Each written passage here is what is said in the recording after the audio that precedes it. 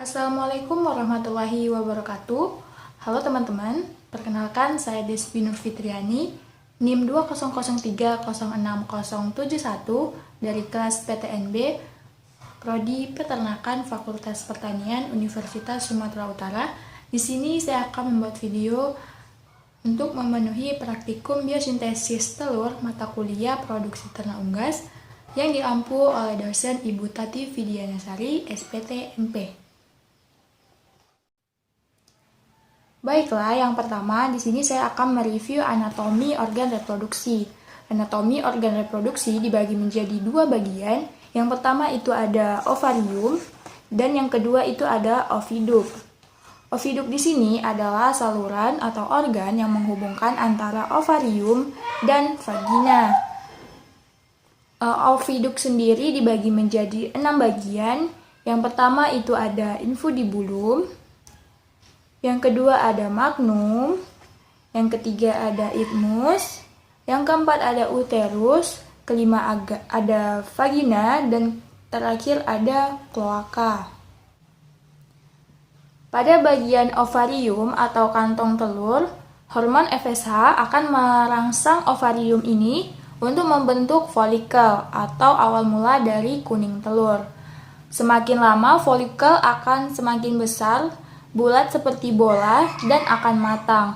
Dan setelah itu, ketika matang, selaput pelapis folikel ini akan pecah dan masuk ke bagian infundibulum. Di bagian infundibulum ini akan dibuahi oleh sperma yang dihasilkan dari ayam jantan. Disinilah tempat terjadinya fertilisasi, dan panjang dari infundibulum ini kira-kira 9 cm. Selanjutnya, setelah terjadi fertilisasi, masuk ke bagian magnum. Magnum di sini berfungsi sebagai tempat pembentukan putih telur, di mana hormon estrogen merangsang magnum untuk membentuk putih telur kental yang melapisi kuning telur dan mengandung kalsium karbonat. Dan panjang dari magnum di sini sekitar 33 cm dan dalam kurun waktu 3-4 jam. Selanjutnya masuk ke bagian isthmus. Bagian isthmus di sini berfungsi tempat mensekresikan membran tipis berupa selaput telur dan memakan waktu kurang lebih 1-2 jam. Setelah telur dilapisi oleh selaput, selanjutnya masuk ke bagian uterus. Uterus di sini berfungsi sebagai tempat pembentukan kerabang telur dan cangkang telur, dan di sini memakan waktu kurang lebih 18-21 jam, dan panjang uterus di sini sekitar 10 cm. Dan selanjutnya telur masuk ke bagian vagina. Vagina di sini merupakan saluran sementara telur yang nanti telur akan dilapisi oleh mukosam yang merupakan selaput yang nantinya kering jika telur keluar. Selanjutnya telur akan keluar melalui kloaka, bagian akhir dari reproduksi ayam betina.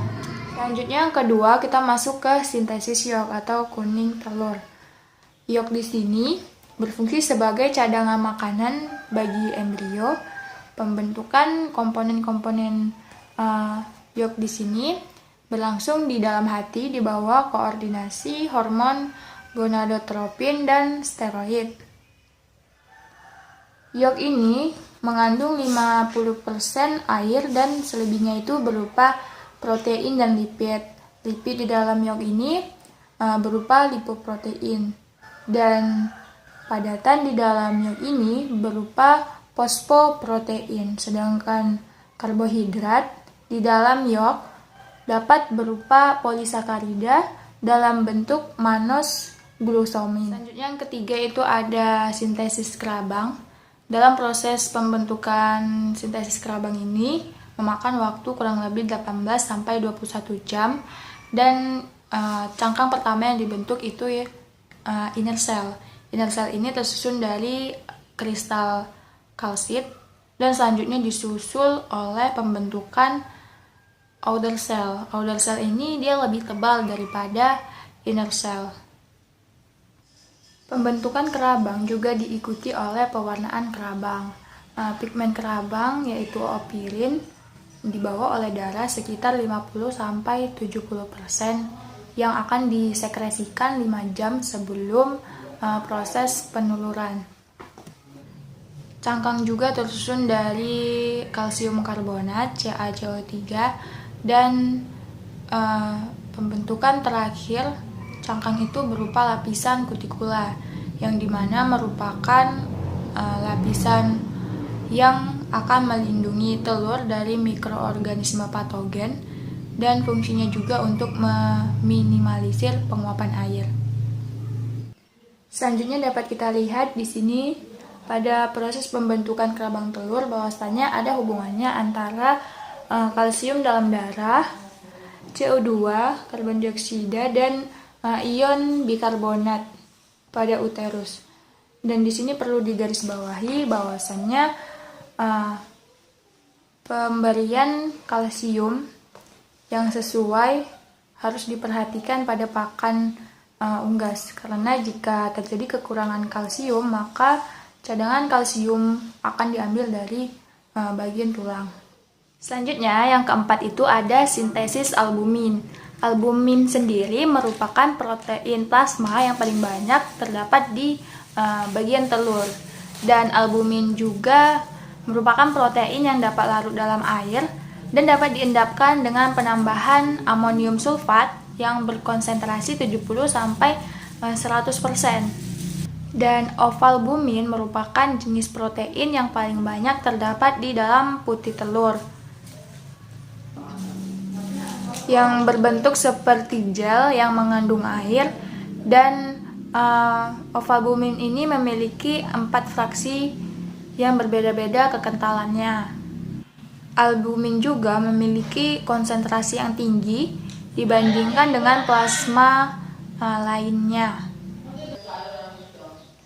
Dan protein albumin terdiri dari ovalbumin 54%, ofotraverin 13%, ovamacin 11%, ovoglobulin 0,5%, dan lisosimi 3,5%, dan alpha beta ovamucin 1,5-3,0%.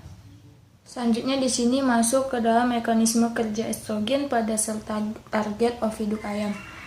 Bermula pada molekul estrogen yang larut pada lipid masuk ke dalam sel yang diikat langsung oleh reseptor estrogen. Selanjutnya kompleks estrogen yang tidak aktif, reseptornya menjadi 5S atau kompleks reseptor estrogen yang aktif.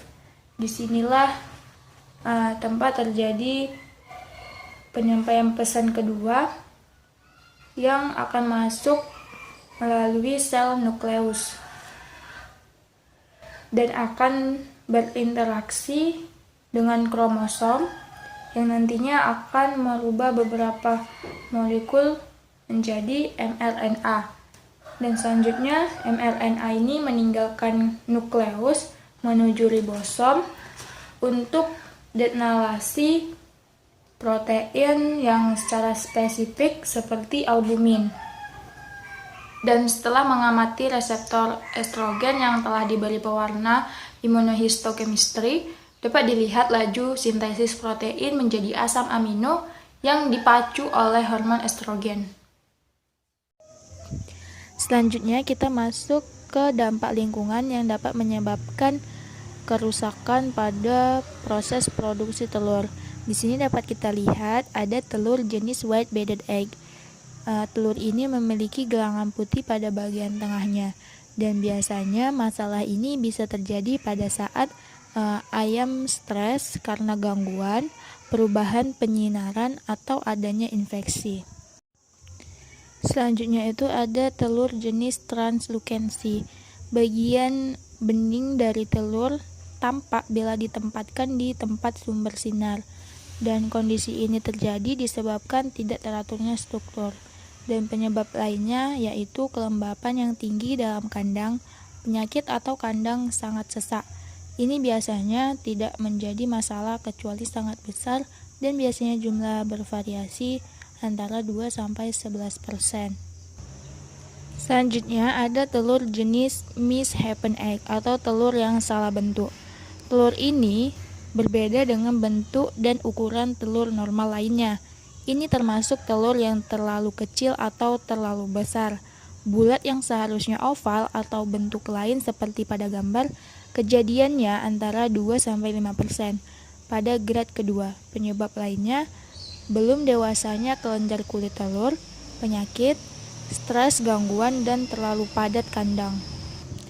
Masalah selanjutnya yaitu ada telur jenis body checked egg atau telur yang cacat, sebagian akibat telur retak pada saat berada pada kantong kelenjar kulit telur dan diperbaiki sebelum telur keluar. Kejadian ini meningkat dan hanya 1-9% pada akhir peneluran.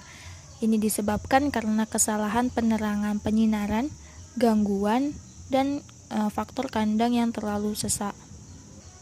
Selanjutnya juga ada telur jenis crack atau telur yang banyak jenis retak pada kulit telur, mulai dari retak rambut yang biasanya tak tampak tanpa bantuan peneropong, keretakan pada jumlah banyak pada kulit pada seluruh permukaan, dan penyebab banyak faktor seperti stres panas, garam air, umur ayam, dan pakan yang kurang baik. Baiklah, sekian hasil video praktikum biosintesis telur mata kuliah produksi ternak unggas. Saya ucapkan terima kasih atas perhatiannya. Semoga dapat menambah ilmu dan wawasan. Saya akhiri, wassalamualaikum warahmatullahi wabarakatuh.